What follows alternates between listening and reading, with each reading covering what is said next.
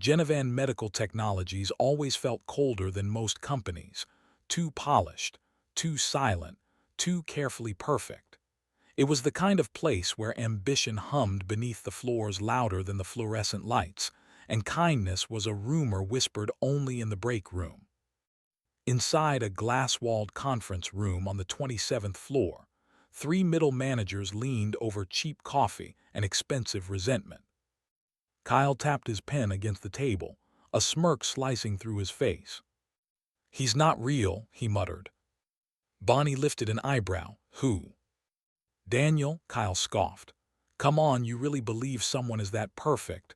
Widowed CEO, single dad, charitable, helps interns, fixes vending machines, brings his daughter to company picnics like some golden retriever father figure." Max chuckled, though it sounded more bitter than amused. "He's everyone's hero. Even the janitors love him." "And he's 2 board votes from running national expansion," Kyle added sharply. "That seat should have been one of ours." Bonnie's eyes narrowed. "So what do you want to do?" Kyle leaned forward, voice low and poisonous. "Expose the act. Put him in a situation where kindness isn't convenient. Let's see if St. Daniel still shines when things get uncomfortable." The plan unfolded like every corporate betrayal does, quietly, confidently, without anyone questioning the ethics they had long ago abandoned. Through a friend on a dating app, they arranged a perfect match for Daniel. Not a fling, not a glamour model. Someone real. Lena Park, 27, beautiful in a soft, unassuming way, Korean-American, a writer for nonprofit organizations, known for her poetic reports, sharp intelligence, and quiet gentleness. And deaf. She wasn't chosen for compatibility. She was chosen because she was vulnerable. Kyle smirked as he scrolled through her profile. "She's sweet, soft, someone he'll trip over, perfect." Max placed the tiny wireless camera inside the floral centerpiece at Riverside Grill. He tested the feed on his phone, crystal clear. Bonnie smirked. "So what's the goal?" Kyle leaned back, satisfied. "When he realizes she's deaf, he'll either get awkward and bail, proving he's fake, or he'll try to pretend he's comfortable and screw up anyway. And when he screws up," Max added, "we clip it, post it internally. Let the board see their golden boy crumble under pressure." Bonnie shivered. "That's cold." Kyle's expression hardened. So is being passed over for him. They walked out smug, certain victory was guaranteed. They weren't looking for truth. They were looking for cracks. Daniel Reed arrived to Riverside Grill 15 minutes early, because he always arrived early when something mattered. But this wasn't a board meeting. This was personal, which somehow made it much worse. He paused at the entrance, adjusting the collar of his shirt. His daughter's voice echoed in his memory. "Daddy, don't forget to smile. Mommy said your smile is like sunshine." His throat tightened. He missed his wife. But Ruby's voice, small and pure, had the power to tuck the ache back into his ribs. He exhaled and stepped inside. The host led him to a semi-private booth, perfect for the camera waiting to record his downfall. Daniel ordered water, glanced at the entrance, then checked his phone. Nothing. No messages. Just his daughter's lock-screen phone, Ruby with dinosaur pajamas and green juice mustache. He smiled.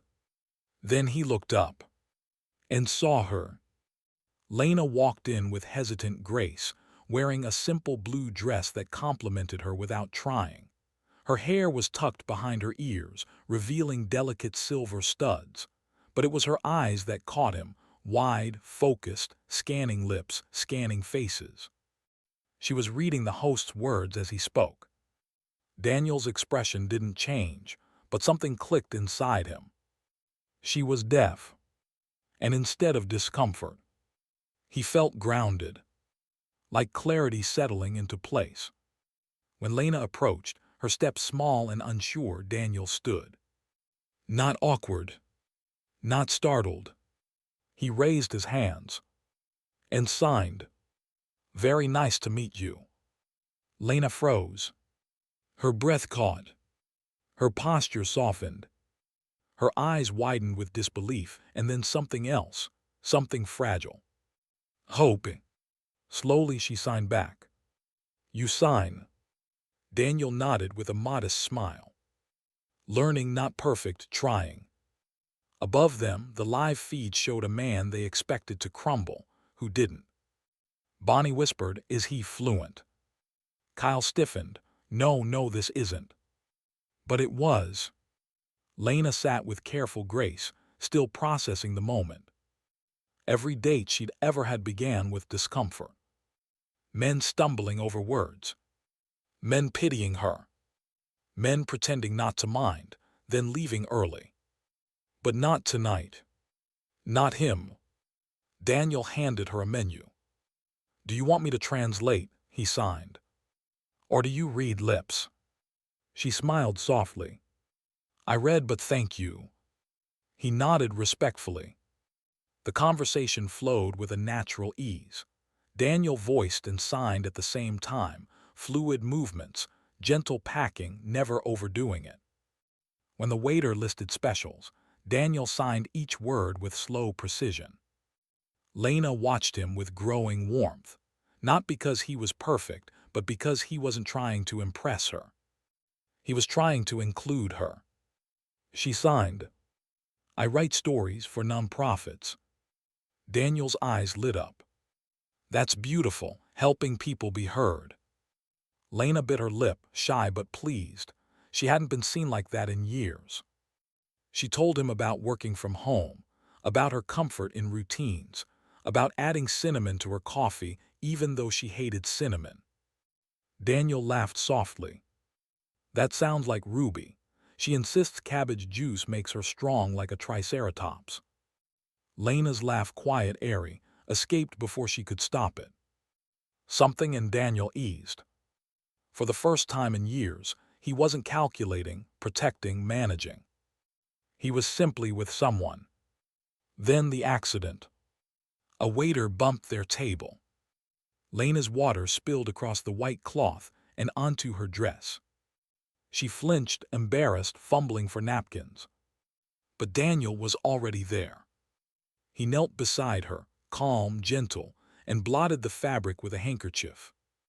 Then, without hesitation, he draped his jacket around her shoulders. His movements were slow, respectful. No pity. No panic. Just sincere care. He signed gently. "You're okay." Lena froze, not from embarrassment this time, but from something blooming in her chest. No one had ever done that for her. Not like this. Upstairs, silence fell over the conspirators. "This wasn't supposed to happen," Kyle hissed. Max shook his head slowly. "He's not acting." Bonnie whispered, "He's real." They watched the man they wanted to break show kindness without effort. For the first time, they weren't smug. They were terrified. As the night softened, conversation slowed into comfort. The candle flickered. The world around them faded beneath the cocoon of shared truth. Lena traced patterns on her glass. Then she signed, "I used to think I was too hard to love." Daniel didn't flinch, didn't rush. He simply leaned closer, present. She signed again, slower. "Not because I'm deaf, because no one stayed long enough to see me." He exhaled softly. Then he signed back. "They were wrong." She swallowed. Then Daniel told his truth. "My wife passed when Ruby was 2. Heart failure, no warning."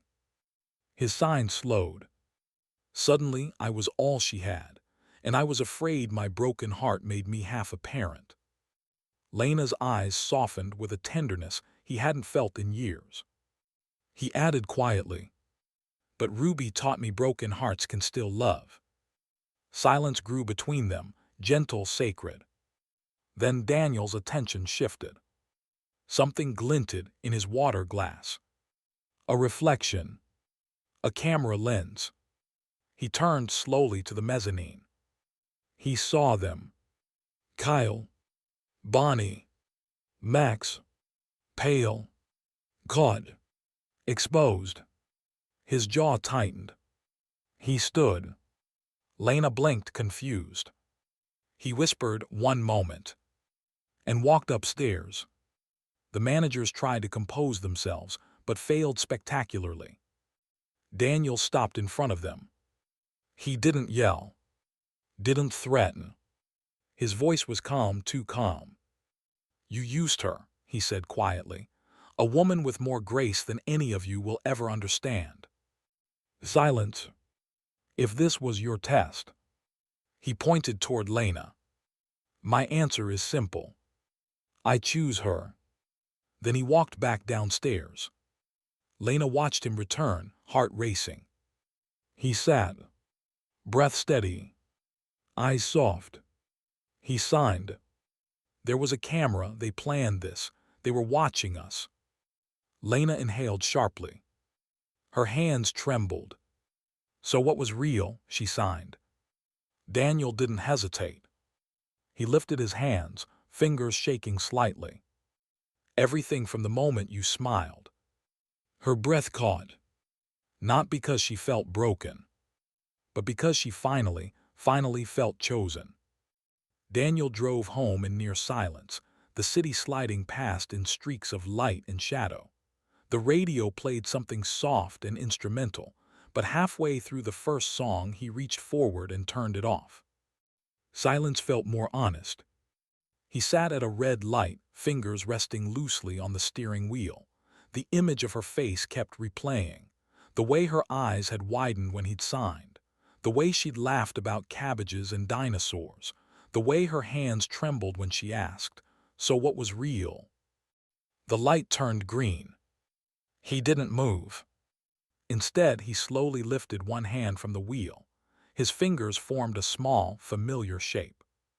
Happy. It was one of the first signs he'd taught Ruby months after her mother died. A way of telling his little girl that even when things felt strange and wrong, there could still be pockets of okayness. He hadn't used it for himself in years. Tonight, for a brief, quiet moment, he realized. He was actually happy. The realization startled him enough that the car behind him honked lightly. Daniel blinked and drove on. When he walked into his house, the soft glow of a dinosaur nightlight spilled into the hallway from Ruby's room. He moved toward it on instinct, loosened tie hanging around his neck. Ruby lay sprawled beneath a blanket patterned with cartoon triceratops, clutching one of them like a shield. Her curls fanned across the pillow, cheeks flushed with dream warmth. He sat down on the edge of the bed and watched her.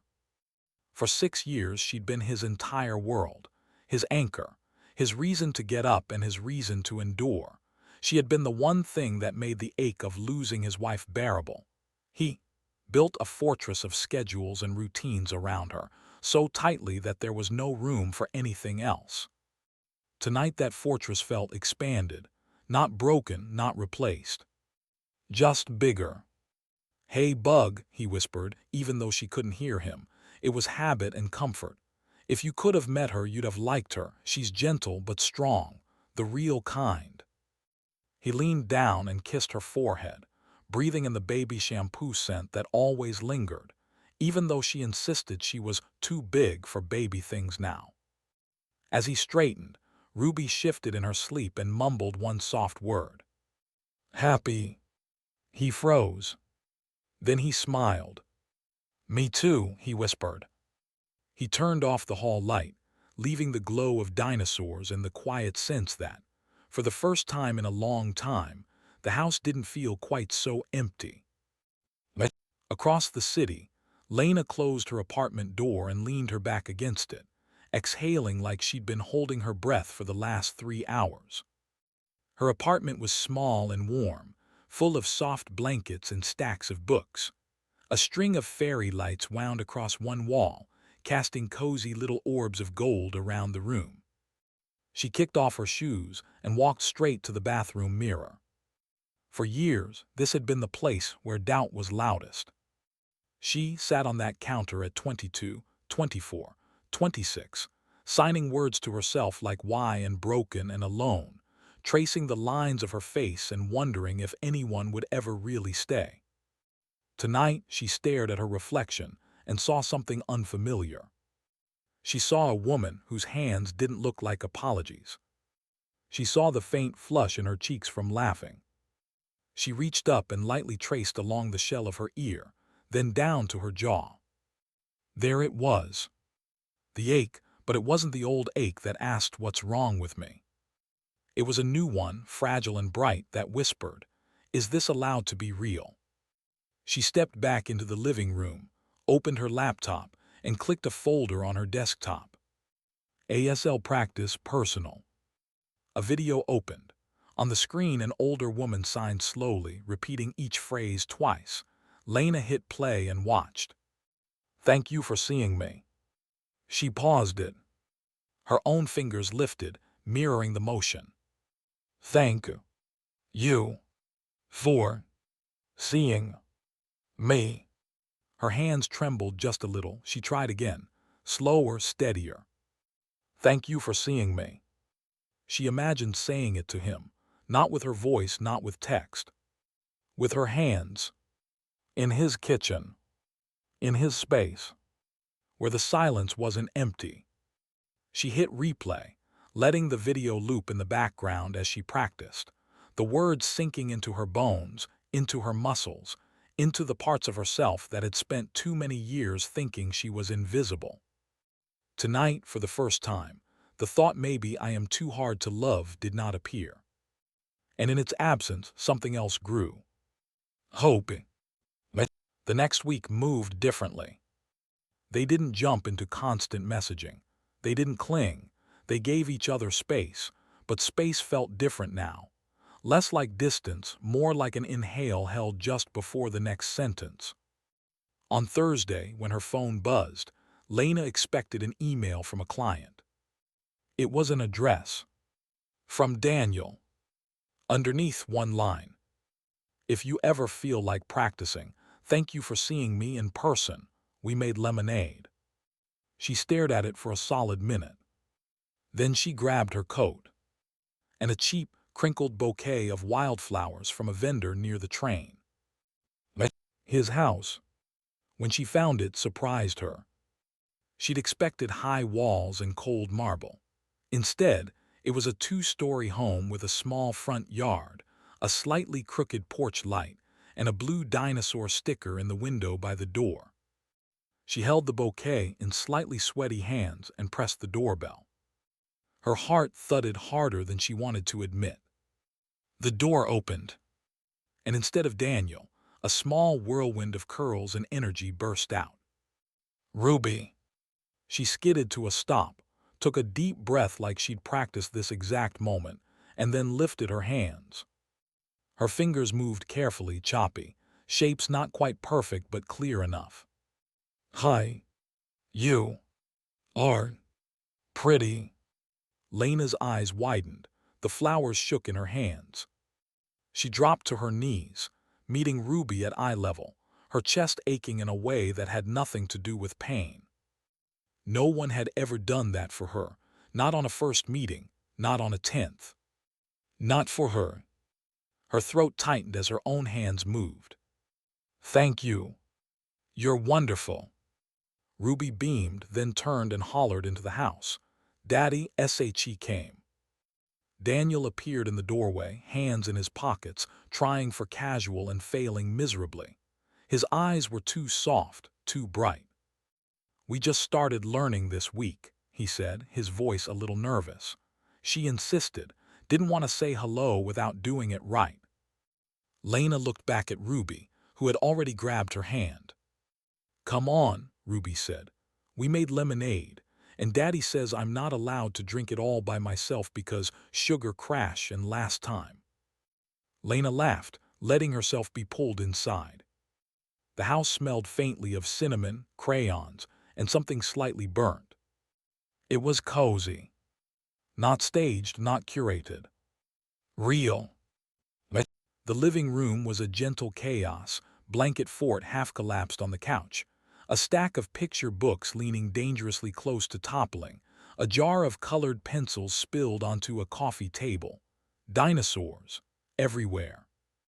I like your herd, Lena said, nodding at the Triceratops army. Ruby grinned proudly. They protect us. She takes her security detail very seriously, Daniel said with a grin. Come on, the kitchen's this way. The kitchen bore evidence of a recent battle with flour. A bowl sat in the sink, streaked with batter. A baking tray waited on the counter, lined with something. Cookies, Ruby announced. We're trying. Daddy says baking is a developing skill. Which is code for he burns things, Daniel added under his breath. I saw that, Ruby said, not looking back. Lena laughed, the sound slipping out easier now. They poured lemonade. Ruby insisted they sit on the floor, cross-legged, because it feels like a picnic but indoors. She proceeded to teach Lena the signs she'd learned that week. Butterfly. Heart. Family. Lena corrected a few hand shapes, added new ones. Ruby absorbed each sign with intense focus, repeating them until they felt right in her small fingers. From the doorway, arms crossed and leaning against the frame, Daniel watched. Watched his daughter, and the woman who'd walked into their lives on the worst possible setup. Watched Ruby's hands move, her face light up, the silence between them fill with connection instead of emptiness. Something inside him loosened. The house didn't feel too big in that moment. It felt perfectly sized for three. Let's bake cookies now, Ruby declared suddenly, springing up. Real ones, not Daddy's famous Burnwy ones. I resent that, Daniel said, and also completely agree. They spread out ingredients like an army prepping for war. Ruby measured flour with more enthusiasm than precision. Lena took over mixing when the batter threatened to escape the bowl. Daniel was in charge of the oven, a responsibility he accepted with exaggerated seriousness. 15 minutes later, the smoke alarm chirped politely. Daniel yanked open the oven. A wall of heat and the smell of carbon hit him. The cookies, if they could be called that, were blackened discs, edges curled like ancient scrolls. Ruby gasped, Daddy, you made chocolate rocks. Lena burst into laughter, the sound bright and unstoppable. Okay, I'm impressed. It takes real commitment to cook them this long. I'm retiring, Daniel said solemnly, effective immediately. Ruby plucked one cookie off the tray, took a dramatic bite, then pretended to faint onto the floor. So crunchy, she groaned. They salvaged the soft dish centers, broke them into chunks, and sat at the table with mugs of warm milk, dipping the almost cookies and pretending this had been the plan all along. Ruby told an elaborate story about a dinosaur princess who ruled a chocolate kingdom. Daniel confessed he once wore mismatched shoes to a board meeting and didn't notice until someone asked if it was a rebel fashion statement. Lena admitted she once sent a nonprofit client a draft that accidentally included her personal note. This section gives me goosebumps, don't mess it up. The kitchen echoed with laughter. Not loud, not wild. Just happy. As evening washed the windows in soft blue, Ruby drifted to the couch with a blanket. She curled up, eyes heavy, her head naturally finding Lena's shoulder instead of the cushion. Lena froze, then relaxed, letting the 6-year-old weight settle against her. My dad used to only smile at me, Ruby said sleepily, half in speech, half in signs, fingers clumsy but sincere. Now he smiles more when you're here. Lena's heart clenched. She looked toward Daniel. He had gone still too. Their eyes met over the small, sleepy body between them. He swallowed. He didn't make a speech, didn't turn this into a dramatic confession. He simply lifted his hands. Thank you for coming. Her breath caught. Her own hands rose, almost on instinct now. "I'm glad I did." He nodded, a tiny, reverent movement. For the first time, as the soft sound of Ruby's breathing filled the room, he understood what it meant to come home to more than a house. It was a Tuesday when the calendar invite appeared on his screen. Private meeting, 11:00 a.m. Attendees, Kyle Warren, Bonnie Shaw, Max Delaney. No subject, no context. He accepted. When he entered the small meeting room, the three of them were already there. They didn't look smug now. Kyle's jaw was tight. Bonnie stared at her hands. Max kept adjusting his glasses like they could shield him. "Something you need?" Daniel asked calmly. Kyle cleared his throat, words sticking. Eventually, he slid a tablet onto the table and hit play. It was the Riverside Grill feed. The date. On screen, he watched a version of himself walk into frame, nervous, hopeful, then Lena, then their hands signing, their smiles forming, their pain surfacing. He watched himself tell her about Ruby. He watched her confess about 12 dates that never saw her. He watched himself kneel beside her when the water spilled. He watched the jacket, the handkerchief, the way he'd said "you're okay." He watched himself walk upstairs, face set, spine straight. "Clearly, you tried to use her." He watched himself say, "I choose her." When the video ended, the silence was louder than the playback had ever been. No one spoke for 30 seconds. Maybe longer. Bonnie was the first to crack. Her voice shook. She restarted. "We thought we were exposing you." Max swallowed. "We thought nobody could be that good."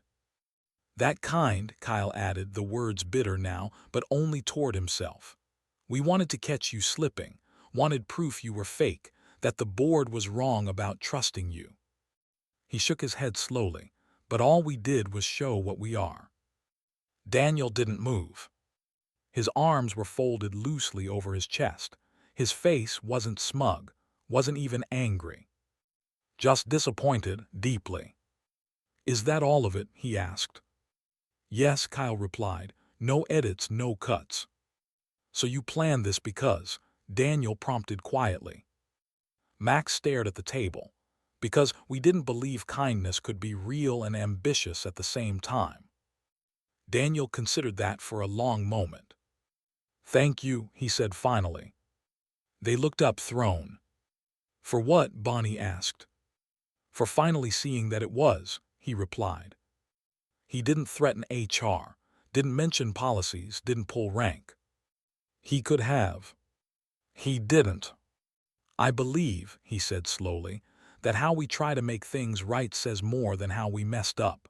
So if you want to fix this, you know where to start. Not with me, with the people you treat like tools." He turned and left. The door closed softly behind him. Inside the room, the three of them sat in silence, feeling the weight of what they'd tried to do, and the man they'd failed to break. Out in the hallway, Daniel walked with a strange lightness in his steps. He should have felt more shaken, but he didn't. Because while they had recorded that night to use as a weapon, all he felt when he thought about it was gratitude. That it had happened at all. 3 days later, the CEO called an all-staff meeting. The main auditorium filled with employees, buzzed with speculation, quarterly updates, targets, a joke about coffee budgets, polite laughter. Then the CEO smiled and said, "And now for the part I enjoy more than charts." The screens behind him shifted.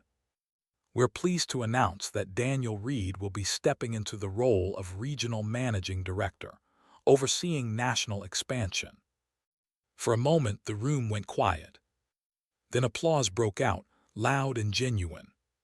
Some people stood, others just clapped harder. A few of the custodial staff grinned at each other from the wings. In the third row, Kyle, Bonnie, and Max exchanged looks that were nothing like the ones they'd shared weeks ago. They clapped too. And for once, it didn't feel forced. Daniel stood, nodded once, accepted the handshake from the CEO, the murmured congratulations from colleagues. He smiled. He thanked them. But he didn't linger, because in his pocket his phone buzzed. Lena. He slipped into a quiet hallway before reading it. A photo popped up first. Ruby with her hair in two off-center buns, hands held up, fingers extended in a clumsy but unmistakable sign. Family. The message underneath read, Ruby says she learned a new word today. So did I. Daniel closed his eyes. He pressed the phone lightly to his chest. The applause from the auditorium filtered faintly through the walls. But the only recognition that mattered to him was in his hand. In that moment, it didn't feel like he had been promoted. It felt like he had been chosen. Saturday came dressed in sunlight. The park near the river was full but not crowded. Families on blankets, kids chasing bubbles, dogs trotting along paths. The breeze was gentle, carrying the faint scent of cut grass and distant food trucks. Daniel laid out a blue and white checkered blanket beneath an old oak tree while Ruby danced around him, pointing out ducks and making up names for each one. Look, Daddy, that one is Sir Quacksalot, and that one is Miss Sprinkle. Very noble, he said, very formal. He straightened, turned at the sound of footsteps, and saw Lena walking toward them with a small woven basket in her hands. She wore jeans and a loose cream sweater, hair lifted slightly by the wind. There was no makeup drama, no performance. She looked like home. Hi, she signed as she approached. Hi, he signed back. We're very glad you're here. Ruby barreled straight at her, almost knocking the basket. We made muffins, Lena signed, grinning, opening it to reveal slightly imperfect but very real banana muffins, with extra chocolate chips because we don't burn those. Ruby's eyes went huge. You're better than Daddy, she announced. I am deeply offended, Daniel said, then added in signs, but also fully agree. They settled on the blanket, Lena cross-legged, Ruby sprawled on her stomach, Daniel on his side for a better view of both. Lena taught Ruby how to sign butterfly again, refining the motion. Ruby made up a new sign that mashed together love and silly, then declared it meant happy. That's not an official sign, Daniel protested. Ruby shrugged. It's official in our language. He couldn't argue with that. At one point, Ruby stood, dusted muffin crumbs from her shirt, and pulled them both closer.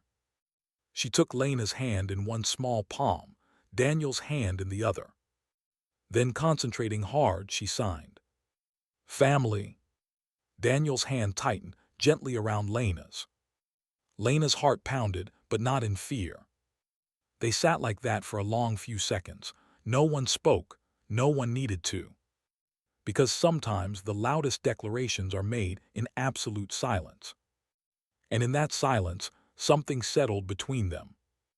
They were no longer just healing. They were forming something new. Something whole. Together.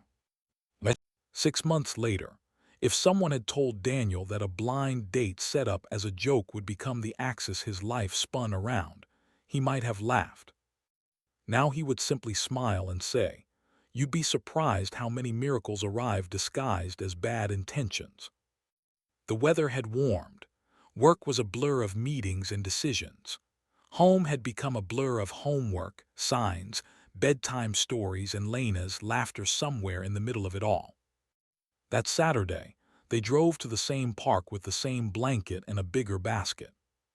Ruby sat in the back seat, humming some unidentifiable song, triceratops and plush duck tucked under her arms.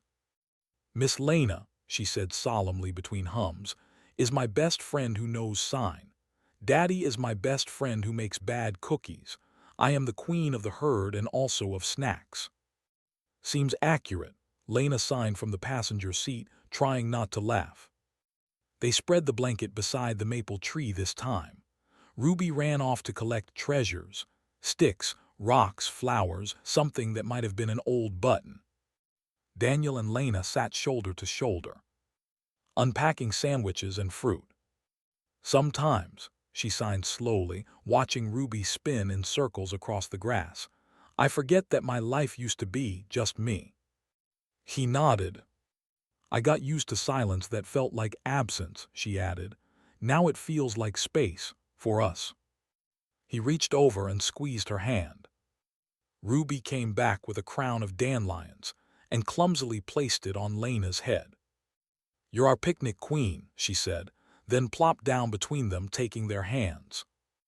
I used to only have Daddy, she said with the heavy wisdom of a 6-year-old. Now I have Daddy and you, and a best friend who knows sign. That's a lot of good. Lena swallowed against the warmth in her chest. You're lucky, she signed. Ruby nodded vigorously. I know. They stayed like that for hours, eating, teaching each other new signs, inventing ones whenever Ruby decided existing options were too boring. No dramatic moments, no revelations. Just comfortable, quiet, chosen belonging. It was everything Lena had once thought she wasn't allowed to have. It was everything Daniel had once thought he was meant to live without. And now they both had it. In the simple act of sitting on a blanket, holding the same small hand, watching the same sky. Daniel returned with Lena to the restaurant where it all began. Ruby stood on her chair, signing carefully. Will you be my mom forever? Tears filled Lena's eyes as Daniel knelt, offering a simple gold ring. Everything is better with you, he whispered. Lena signed. Family is something we choose. Ruby wrapped her arms around them both, and in that quiet, chosen moment they became one.